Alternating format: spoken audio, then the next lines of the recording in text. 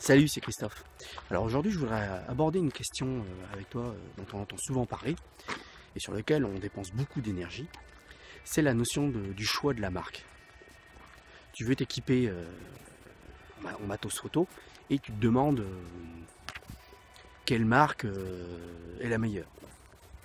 Canon, Nikon, Sony, Fuji, j'en passe.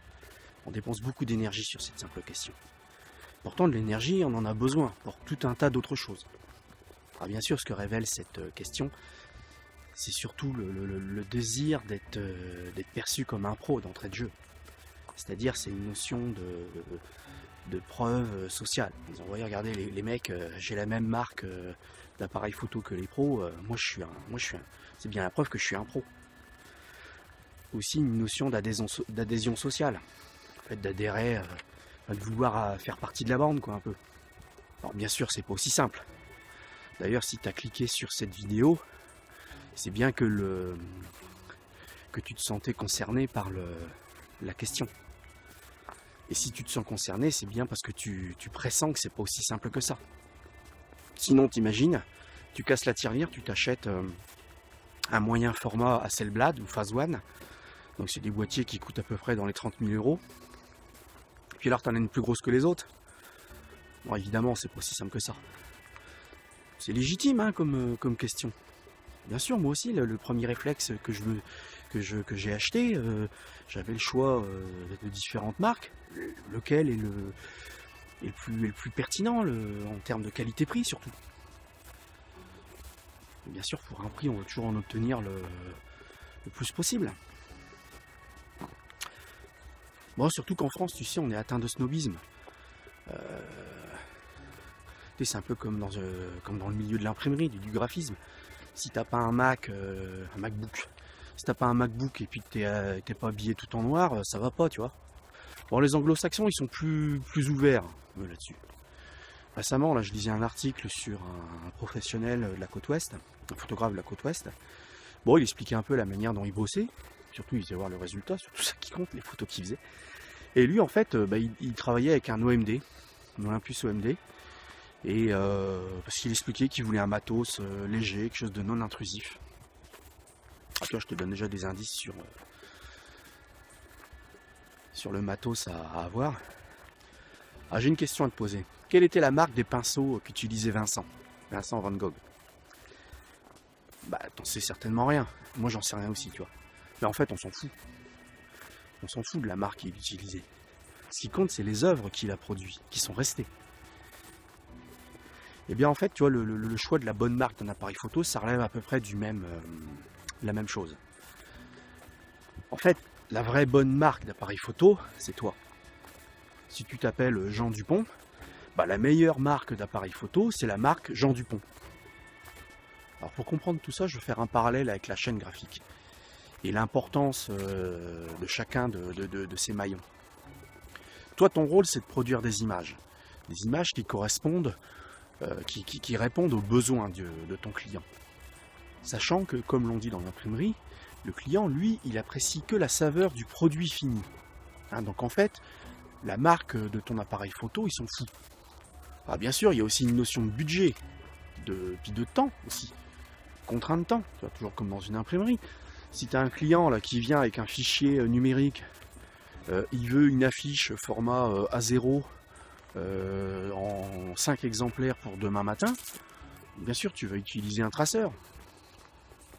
Et si cette même affiche il la veut en 2000 exemplaires pour dans une semaine ou 2 semaines, je sais pas, bah évidemment que là ça peut peut-être valoir le coup quand même de faire rouler la presse, tu vois. Donc ça pour te dire que la techno que tu emploies est aussi une réponse à ces besoins. Bah, certains professionnels de l'image sont dimensionnés justement par rapport à tout ça. Les notions de standard de qualité du produit fini et la notion du budget que veut bien accorder le client, parce que toi ton matos faut bien que tu l'amortisses et il ne s'agit pas non plus de t'endetter. C'est là où je voulais en venir tout à l'heure quand je te parlais du choix de la marque, de notion de preuve sociale, preuve d'autorité. Bon alors ça, c'est un couteau à double tranchant, parce que là, si tu veux être une victime du marketing, On va t'y prendre autrement, c'est-à-dire ton budget, enfin une bonne partie de ton budget développement, activité, prise de vue, bah tu vas le claquer dans un super boîtier, enfin dans l'achat d'un boîtier avec un objectif, puis point barre. Seulement, bien sûr, s'équiper pour la photo, c'est pas que s'acheter un boîtier numérique, enfin un réflexe numérique si tu préfères, ou un appareil photo, avec un objectif. Il faut peut-être plusieurs objectifs, enfin certainement même. Il te faut un ou plusieurs flashs. Il te faut d'ailleurs peut-être même plusieurs appareils photo. Donc tout ça pour dire aussi, suivant le budget, les budgets couramment dépensés dans ce secteur d'activité, va dépendre aussi le choix de ton équipement. C'est sûr que dans tout ce qui est domaine, je vais prendre un exemple extrême, hein, justement, démonstration par l'absurde, le type qui choisit de faire du backshot, c'est-à-dire de la prise de vue d'objets ou de produits pour le luxe, bon bah il faut qu'il ait un appareil super qualitatif, parce que le standard de qualité est élevé. Maintenant, si tu as un contrat pour faire de la photo dans une boîte de nuit, bon bah ma foi, un réflexe moyen de gamme, équipé d'un flash, avec éventuellement une petite focale fixe là, lumineuse, va faire le taf, tu vois. Donc tout ça, c'est aussi une notion de dimensionnement par rapport au budget. Parce que toi, à un moment donné, ton but c'est de facturer, c'est d'amortir ton matos. Donc c'est tout ça. Pareil, un exemple que je connais bien pour l'avoir fait, si tu fais du stand photo type photo Père Noël, bon bah bien sûr, il ne s'agit pas que d'avoir un boîtier avec un objectif. Il s'agit aussi éventuellement d'avoir un ordinateur portable, d'avoir une solution pour imprimer les photos. Alors moi perso, tu vois, je me suis acheté une imprimante thermique, la DS40, donc qui sort du 15-23. Bon, c'est une machine qui coûte 1300 €, enfin un peu moins maintenant. Alors, donc ça pour te dire que tu vois, c'est un ensemble de choses qu'il faut prendre en compte. Et comme je disais tout à l'heure, le risque c'est surtout de cramer bêtement son budget dans simplement l'achat d'un boîtier avec un objectif de base. Donc je faisais le parallèle avec la chaîne graphique. Donc avec ton client, lors du brief, vous allez rédiger ensemble un cahier des charges. Dans le cahier des charges, bien sûr, il y aura les contraintes du client et les tiennes que tu vas nécessaires à la production, à l'accomplissement de la prestation. Donc le choix de la marque ne sera qu'une résultante de ce questionnement. Donc en fait, faire le choix d'acheter telle ou telle marque, il faut ramener ça à sa juste valeur, sa juste proportion. Acheter telle marque, c'est acheter un outil de travail avec ses contraintes et ses avantages. Pour moi, l'une des contraintes, ou la contrainte principale, c'est bien sûr la spécificité de la monture. Donc sous-entendu le choix d'optique disponible dans cette monture, que ce soit en neuf ou sur le marché de l'occasion, parce que le marché de l'occasion peut aussi être une bonne façon de s'équiper au départ, et même par la suite de toute façon. Justement, pour pas cramer son budget, on en revient toujours à la même chose. Et moi, j'insiste beaucoup, c'est sur la notion d'ergonomie. Acheter du Canon, c'est adhérer à l'ergonomie, à la logique Canon. Tu sais, quand j'étais vendeur, souvent, évidemment, et c'est normal, les clients me posaient la question, tiens, j'ai envie de m'acheter un réflexe, pour tel budget, enfin, quelle marque choisir? Alors moi, bien sûr, l'une des premières questions que je leur posais, c'était leur budget. Puis quel est le type de photo qu'ils souhaitaient pratiquer. Parce qu'en fonction de ça, directement, tu arrives très facilement à proposer 1, 2, voire 3 boîtiers ou appareils photo. Et ce qui va faire la différence, c'est surtout l'ergonomie. Parce que comme ton appareil photo, c'est ton outil de travail, ça doit être comme le prolongement de ta main, de ton œil, c'est selon. Donc le but, c'est d'être productif, le but, c'est d'être créatif. Pour être productif et créatif, avec cet outil de travail, entre autres, il faut le connaître. Et pour bien le connaître, il faut principalement quand même, l'une des notions importantes, c'est d'adhérer à son ergonomie. sa logique de fonctionnement. Alors ça, c'est quelque chose d'assez intuitif. Enfin, ou contre-intuitif dans le sens où c'est pas en regardant des boîtiers, des photos représentant des boîtiers sur internet que tu auras cette réponse-là. Il y a un moment donné, il n'y a pas, il faut le prendre en main. Tu sais, il n'y a rien de plus trompeur que la photo d'un boîtier sur une vitrine internet. On ne perçoit pas toujours la différence de volume et de poids d'encombrement qu'il y a entre deux boîtiers de marques concurrentes.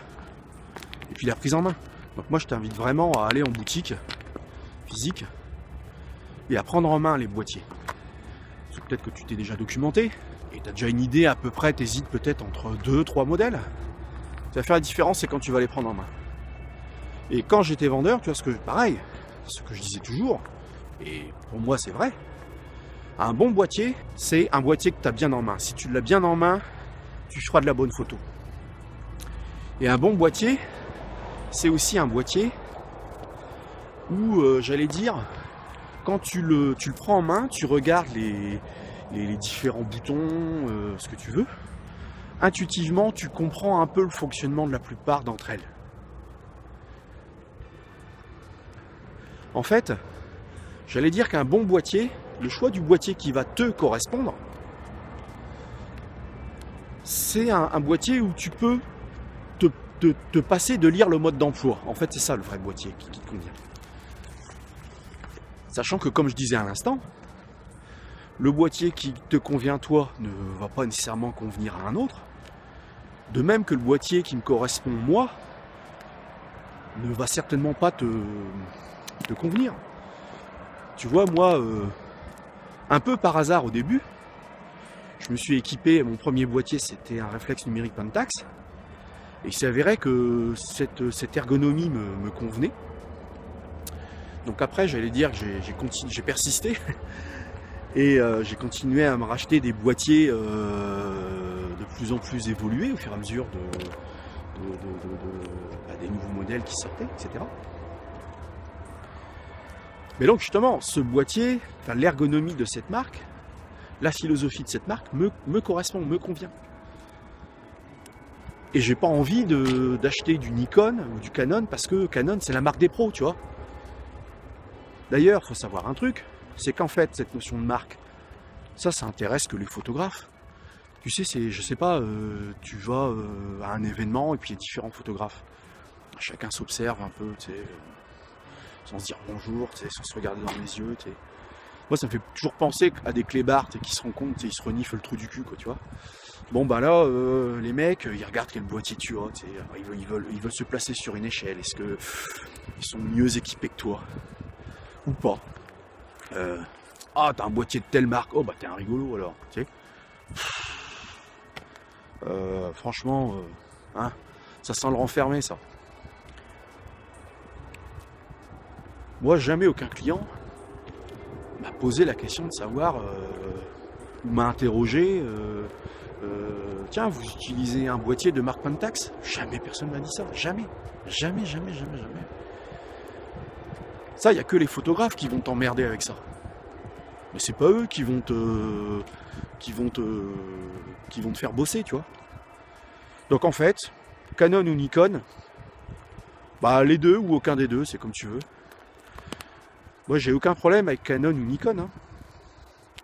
Moi, je pense que c'est même très bien d'ailleurs qu'il y ait tout un tas de marques. Bon, le Canon, j'ai adoré le 6D. Il y a un boîtier en termes justement de positionnement qualité-prix qui est extraordinaire. J'adore Nikon pour ses viseurs. Si tu mets l'œil dans un viseur du Nikon 810 par exemple aujourd'hui, ou un D700 avant, hier, c'est merveilleux quoi, c'est merveilleux. Alors j'avais même failli me racheter un D700 à un moment donné, parce que j'adorais la visée qui est extraordinaire. Donc tu vois, moi j'ai mon Pentax. Et puis j'ai aussi un petit compact expert, enfin dit expert. Je vais arriver à le sortir, ouais. Donc moi je suis un adepte des Fuji, donc tu vois j'ai le Fuji X20 qui a en plus une visée optique qui est merveilleuse. Donc pour moi la réponse, quelle est la marque? bah la marque, je te dis, c'est toi la bonne marque. Pourquoi? Parce que ton appareil photo, c'est qu'un outil. C'est ce qu'on appelle un imageur. C'est là-dessus que va se former physiquement l'image. Mais avant de se former sur le capteur de l'appareil photo, l'image, c'est là-dedans qu'elle se crée. Et en fait, tu as des qualités qu'il faut cultiver. Et ben, il faut justement développer sa culture. Parce que pour qu'une belle image se forme là-dedans, il faut développer son sens de l'esthétisme. Il faut bien sûr développer ses compétences techniques. Parce qu'à un moment donné, pour produire certaines images, bon, bah, faut maîtriser certains paramètres. Comme dans l'imprimerie, en fait. Comme d'habitude, si cette vidéo t'a plu, tu peux liker, ça me fera plaisir, ça va m'encourager. Tu peux aussi la partager. Je pense que ça peut intéresser pas mal de monde, ce que je raconte. Et nous, on se retrouve bientôt pour de nouvelles aventures. Allez, salut, à la prochaine.